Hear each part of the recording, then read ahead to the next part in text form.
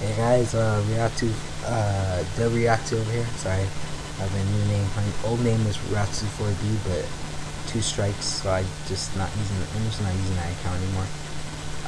React over here. What we're gonna do today is teach you about Gaussian blurs. This is the first first tutorial on this account, which is MasterRoshiTutorials, which is gonna consist of me, Spectacle Twet, and Bleach AMV Prodigy. So I mean, if you want to join this and make tutorials, you can just PM me and I'll look through your videos and tell you if you can or not. You can just upload videos when you want. Be sure to check out all of our channels that do the tutorials, and tell us if you like our vids, what we can do to improve them. We accept criticism, it's not insults. So the thing about Gaussian blurs, a lot of people don't know how to use them. Is what you really can't do, you really can't use them for big hits, like big drum beats, like do.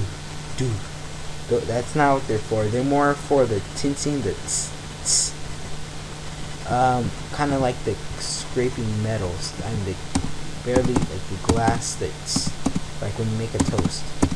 Like, so this is the one of the best examples I could think of was this one with the Sasuke versus Itachi. So what I like to do is I always add a fade before I add any blur or anything of that sort, blur flash. So I add a fade about right here. So if I add that, see it just okay. Let me make this one longer. That's just not longer.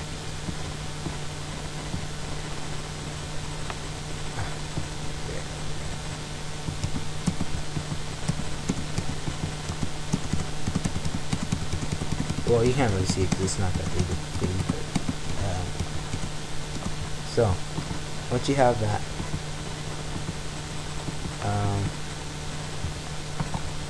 okay, so as you can see, it's a tinting metal. So what you always want to do is if you're gonna add a Gaussian blur, you always want to add a flash, but you don't want to add the flash too much, or else it's gonna mess up the Gaussian blur. It's gonna look really ugly. So I'm gonna do that, and I like to stop it about right here.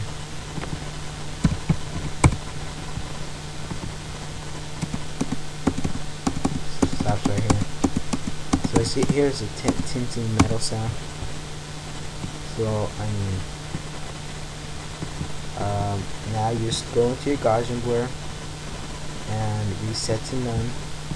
Go ahead and drag it, animate it, and this right here, you like to Gaussian blurs, they get in the way of the flashes, so you want to stop it about a couple 3 or 4 keyframes before you end the flash, because as you can see, it has that tinting sound, and you just want to use the horizontal. Unless you want to use the vertical, but horizontal is a lot easier. And you always want to add a fade. It just looks, as you can see, it just looks so clean. It looks so sick. On all of my Sasuke versus Itachi vids, I always add a do this thing right here with the Gaussian blur. So yeah. And the other time that you can use a Gaussian blur, it is when it's a slow song. Let me get like a slow part. Okay, so say you're editing like a slow song, and the first part is not really much going on. It's just kind of just a little something, so it's usually when you have more than one of a different type of clip. So say it's a slow song, So what I'm going to do is I'm going to put a fade on this one and a fade on this one, about the same. So now you add the Gaussian blur, you set the name, and you add it. I like to put it about 60, and then I like to put it about the 5th keyframe right there. So and do it, and then do the same thing for this one, about 60. 5th keyframe, put it back to 0. And for these, you don't need you don't need a flash or anything. It's a slow beat, So those are pretty much the only times you can really use a Gaussian blur, or when you're ending a clip or something at the very end of AMV. So yeah, that's just I'm about to go to bed right now. It's just a short, quick tutorial. Just wanted to upload something for you guys. So I hope you guys enjoyed that, and I hope we can help you. This is Doriatu.